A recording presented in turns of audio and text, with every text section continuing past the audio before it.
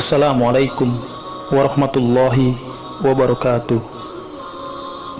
Innal hamdalillah nahmaduhu wa nasta'inuhu wa nastaghfiruh wa na'udzu billahi min sururi anfusina wa min sayyiati a'malina. May yahdihillahu fala mudhillalah wa man yudlil fala hadiyalah. Asyhadu an la ilaha illallah wahdahu la syarikalah wa ashhadu anna Muhammadan abduhu wa rasuluhu la nabiyya ba'dah. Apa itu angin? Angin adalah makhluk ciptaan Allah. Saya menjelaskan bahwa angin merupakan suatu udara yang bergerak dari daerah yang mempunyai tekanan tinggi ke daerah yang mempunyai tekanan rendah, atau dari daerah yang bersuhu rendah ke daerah yang bersuhu tinggi. Angin adalah makhluk ciptaan Allah yang tidak dapat kita lihat, namun dapat dengan mudah kita rasakan. Adapun sains menjelaskan bagaimana proses terjadinya angin. Pada dasarnya, terjadinya angin adalah karena adanya perbedaan tekanan udara dari suatu wilayah ke wilayah lainnya. Adapun secara lebih struktur, proses terjadinya angin ini melibatkan 3 langkah. Yang pertama, terjadinya perbedaan penyinaran oleh panas matahari. Yang kedua, terjadi pengembangan udara atau pemuaian udara. Dan yang ketiga, terjadinya gerakan udara. Dan yang pastinya, seperti halnya pada saat Syekhul Islam menjelaskan proses terjadinya hujan dan petir, bahwa angin juga digerakkan oleh malaikat-malaikat Allah. Angin adalah makhluk ciptaan Allah yang Allah Subhanahu wa ta'ala sampaikan di dalam surat Ar-Rum. Dan di antara tanda-tanda kekuasaannya adalah bahwa Dia mengirimkan angin sebagai pembawa berita gembira dan untuk merasakan kepadamu sebagai dari rahmatnya, dan supaya kapal dapat berlayar dengan perintahnya, dan juga supaya kamu dapat mencari karunia-Nya. Mudah-mudahan kamu bersyukur. Angin menjadi tanda kekuasaan Allah bagi orang yang berakal, bagi mereka yang bisa mengambil manfaat dan pelajaran, sebagai tanda bahwa Allah Maha Kuasa atas segala sesuatu, bahwa Dia adalah Sang Pengatur alam semesta. Diaturnya angin oleh Allah adalah sebuah nikmat yang sangat besar bagi manusia, bagi hewan, bagi tumbuhan, dan bagi seluruh makhluk hidup yang bersyukur. Lihat bagaimana hikmah ketika adanya angin. Sekiranya angin itu tidak diatur oleh Allah, tentu tidak akan ada kehidupan bagi manusia, tidak akan ada udara. Dunia hewan dan tumbuh-tumbuhan pun akan kacau balau, makanan akan rusak dan busuk. Pengaruh dan manfaat angin itu sangatlah banyak, tak terhitung. Sekiranya angin itu hanya diam dan tenang, tidak bergerak atau bertiup, maka seluruh bagian bumi ini, terutama tumbuh-tumbuhan, akan busuk. Hewan-hewan akan menjadi bangkai.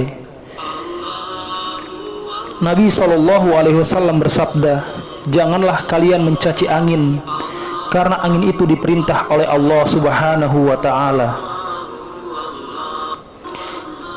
yang mana sesama makhluk hidup sudah pasti tidaklah boleh saling mencaci dan membenci. Selain menjadi nikmat, angin bisa juga sebagai tentara Allah yang dapat membinasakan suatu kaum, sebagaimana contoh adalah kaum Ad yang dibinasakan oleh Allah melalui makhluknya yang bernama angin. Lalu doa apa yang bisa diamalkan ketika ada angin yang sangat kencang seperti badai atau puting beliung dan angin-angin yang membahayakan lainnya?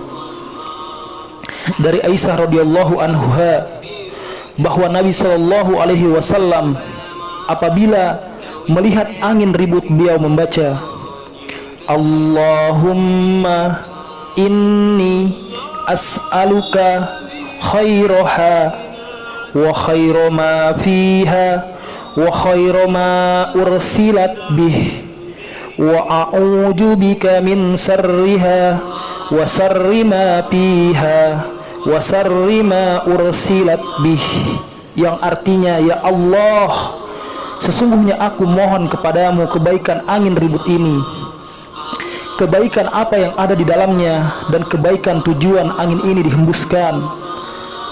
Aku berlindung kepadamu dari kejahatan angin ini, kejahatan apa yang di dalamnya, dan kejahatan tujuan angin ini dihembuskan.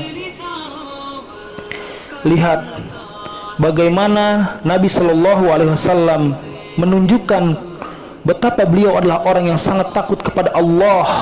Beliau berdoa memohon hanya kepada Allah, karena Allah lah yang menciptakan angin tersebut. Sedangkan kita ketika melihat fenomena alam yang mengkhawatirkan, hanya bisa membuat video tanpa dirasa atau diiringi rasa takut kepada Allah dan berdoa hanya kepada Allah Subhanahu wa ta'ala. Lalu bagaimana solusi untuk para sahabat pendaki ketika ada badai angin? Solusi yang pertama yang bisa saya sampaikan adalah berdoa yang dicontohkan oleh Nabi Shallallahu Alaihi Wasallam. Karena apa yang disampaikan, dicontohkan oleh Nabi Shallallahu Alaihi Wasallam pasti adalah solusi, tips and trik yang terbaik yang bisa kita amalkan. Yang kedua, cari tempat aman ketika belum atau masih dalam jalur pendakian. Maksud tempat aman adalah hindari kontak langsung dengan terpaan badai, karena resikonya pasti sangat besar. Solusi yang ketiga adalah hindari mendirikan tenda di tempat terbuka seperti di sabana atau tempat batas vegetasi, dan jangan pernah mendirikan tenda di puncak-puncak gunung.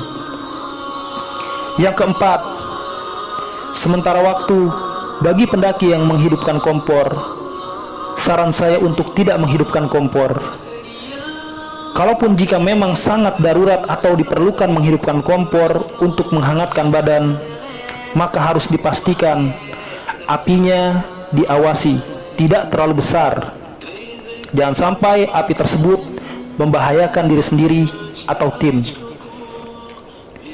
Segala kebenaran hanya milik Allah dan Rasul-Nya, dan setiap kesalahan mutlak milik saya. Wallahu a'lam bissawab. Barakallahu fikum. Assalamualaikum warahmatullahi wabarakatuh.